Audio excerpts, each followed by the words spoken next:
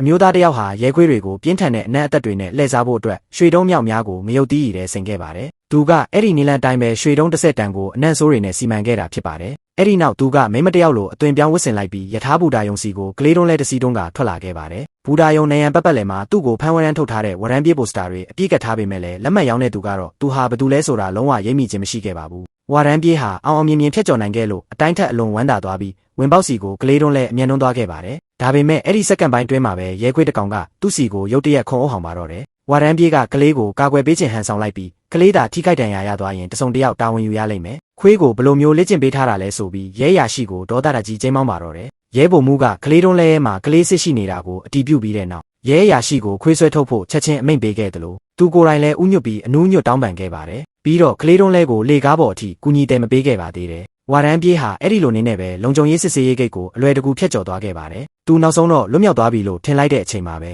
ကင်းလှည့်နေတဲ့ရဲရရှိတယောက်ကရဲခွေးတစ်ကောင်နဲ့အတူသူ့ဘေးနားကနေမတော်တဆဖျက်လျှောက်သွားခဲ့ပါတယ်။အဲ့ဒီခွေးကအနံ့ကိုရသွားတာကြောင့်သူ့ကိုကြည့်ပြီးယူမတက်ထက်မှန်ဟောင်ပါတော့တယ်။ဒါကရဲဗိုလ်မှူးရဲ့တန်တရားကိုချက်ချင်းစတင်နှိုးဆွပေးလိုက်တယ်လို့ဖြစ်သွားခဲ့ပါတယ်။ဝရမ်းပြေးကအရင်လက်ကွက်ဟောင်းတိုင်းထက်ပြီးတရုတ်ဆောင်ဖို့ပြင်လိုက်တဲ့အချိန်မှာပဲရဲဗိုလ်မှူးကသူ့စီကိုရုတ်တရက်အပြေးလွှာရောက်လာခဲ့ပါတယ်။ဝရမ်းပြေးကတော့ရဲဗိုလ်မှူးကသူ့ကိုလာကူညီတာလို့ထင်နေခဲ့ပေမဲ့သူလုံးဝမားသွားခဲ့ပါတယ်။ရဲဗိုလ်မှူးကရဲရရှိနဲ့ခွေးကိုအဝေးသို့မောင်းထုတ်လိုက်ပြီးတဲ့နောက်သူ့ရဲ့တန်တရားမျက်လုံးတွေကိုဝရမ်းပြေးစီတန်းတန်းမတ်မတ်လှည့်လိုက်ပါတော့တယ်။ဘာဖြစ်လို့လဲဆိုတော့ကောင်းမွန်စွာလေ့ကျင့်ပေးထားတဲ့ရဲခွေးတစ်ကောင်ဟာဒီလိုမျိုးအမားယွင်းကိုထက်ခါတလဲလဲဘယ်တော့မှမလုပ်နိုင်တာကြောင့်ဖြစ်ပြီးအခုကလုံးဝမတူညီတဲ့ခွေးနှစ်ကောင်စလုံးကပါထက်တူညီတဲ့တုံ့ပြန်မှုပြုလုပ်ခဲ့လို့ပဲဖြစ်ပါတယ်။အဲ့ဒါကြောင့်သူဟာကလေးတုံးလဲကိုစတင်ရှာဖွေစစ်ဆေးပါတော့တယ်။နောက်ဆုံးမှာတော့ကလေးရဲ့ခေါင်းအောက်တက်တဲ့မှာတင်ဝက်တယ်လာတဲ့ရွှေတုံးတွေကိုရှာဖွေတွေ့ရှိသွားခဲ့ပါတော့တယ်